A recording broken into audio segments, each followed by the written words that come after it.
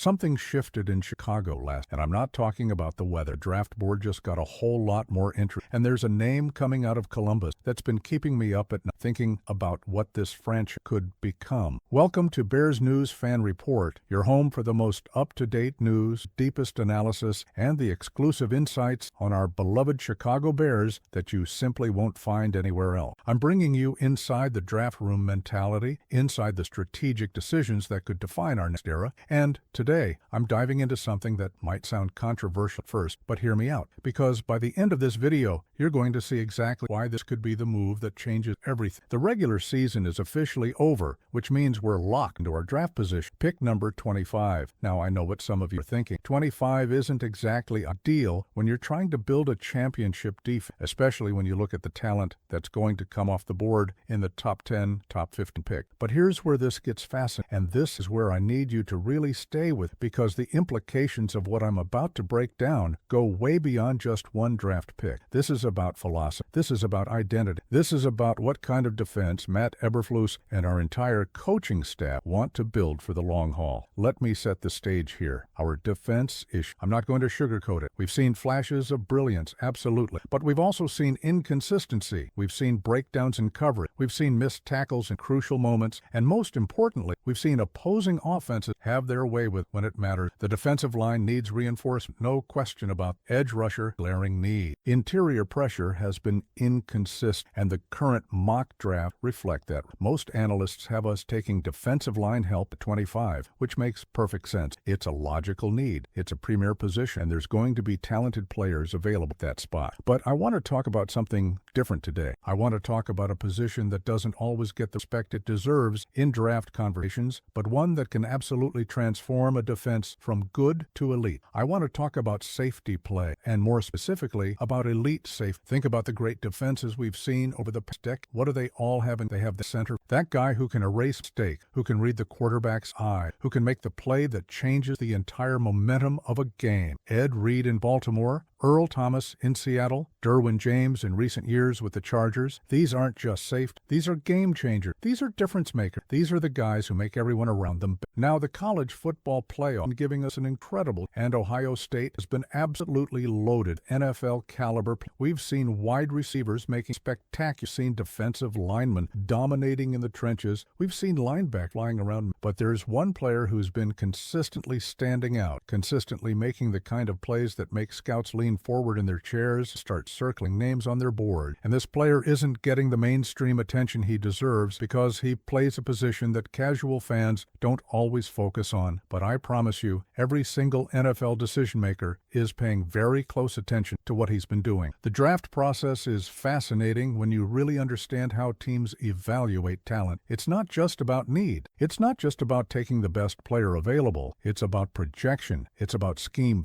It's about character, leadership, football IQ, all those intangibles that don't show up in the stat sheet but make all the difference on Sundays. And when you start looking at the safety position in this year's draft, there's a clear separation between the elite process and everyone else. We're not talking about 3 or 4 guys who could all end up being quality starters. We're talking about one guy who stands head and shoulders above the rest, and that's exactly the kind of player you need to be willing to get aggressive for in the draft. Here's where the Chicago Bears come into play, and this is where I really think about our roster construction and our long-term vision. We have picked 25. That's a spot. But defensive line talent runs deep in this. There are going to be quality edge rushers and interior linemen available, not just in the first round, but in the second and third rounds well. This is a deep defensive, but elite safety talent, that's rare, precious. And when you have a chance to get a guy who can be your defensive quarterback for the next decade, someone who can anchor your entire secondary and give you flexibility in coverage schemes, you have to at least explore the possibility of being aggressive. So here's the situation that's been developing, and this is based on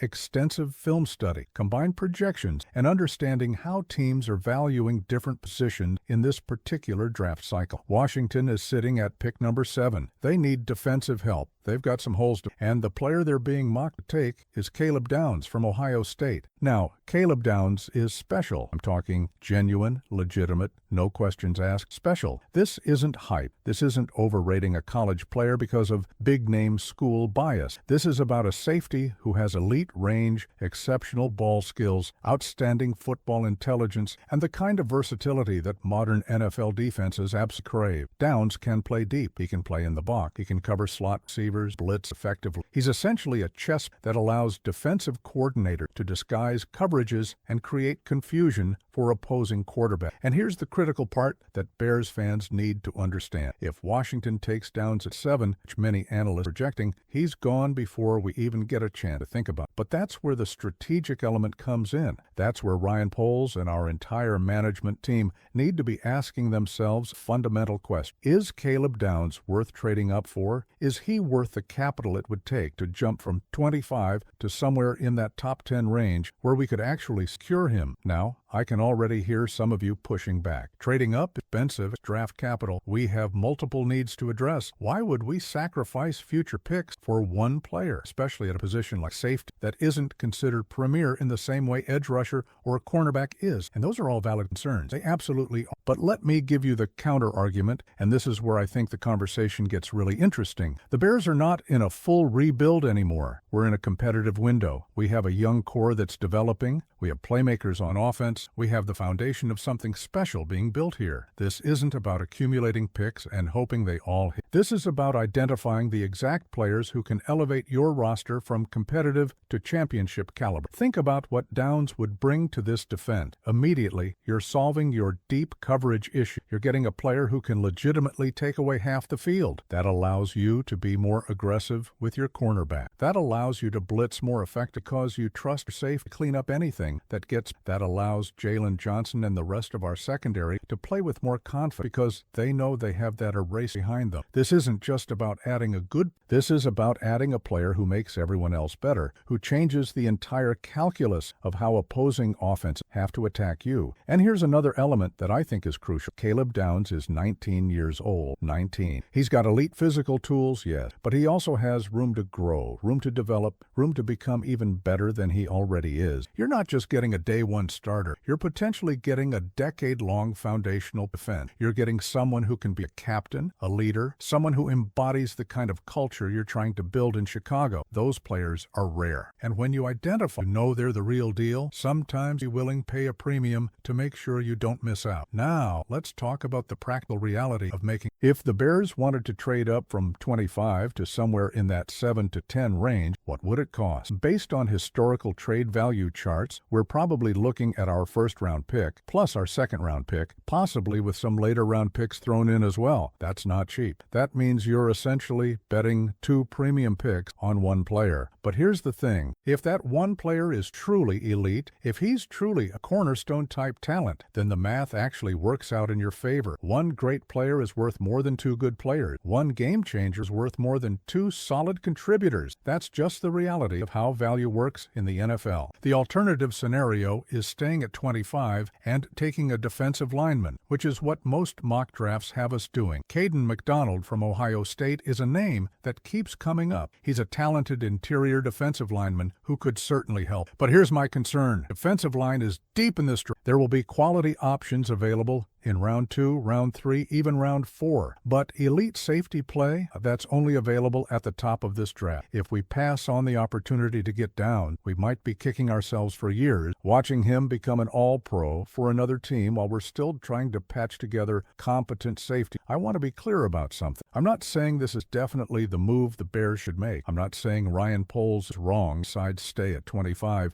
and address defensive line or another position of need. What I am saying is that this conversation needs to happen. This evaluation take because if the Bears truly believe Caleb Downs is generation talent, a safe position, then they owe it to themselves, to Bears fans, to at least explore what it would take to go get him. You don't win championships by playing it. You win champions by being aggressive when you identify difference. So here's my analysis as we wrap. Caleb Downs represents the kind of player who can change the trajectory of a defense. He's got elite physical tools, exceptional football intelligence, versatility that modern defenses circumstances require and the kind of leadership qualities you want in a cornerstone player. If he's available at 7 and Washington takes him, that's that. But if there's any scenario where he slips a bit, or if the Bears can work out a trade to jump up and get him, I think the conversation worth having. The cost would be significant, but the potential return could be franchise-altering. That's the kind of calculated risk that winning organizations sometimes need. Now I want to hear from you. Do you think the Bears should consider trading up for Caleb Downs? Would you be willing to sacrifice our second-round pick to get an elite safety who could anchor our defense for the next decade? Or do you think we should stay at 25, address defensive line,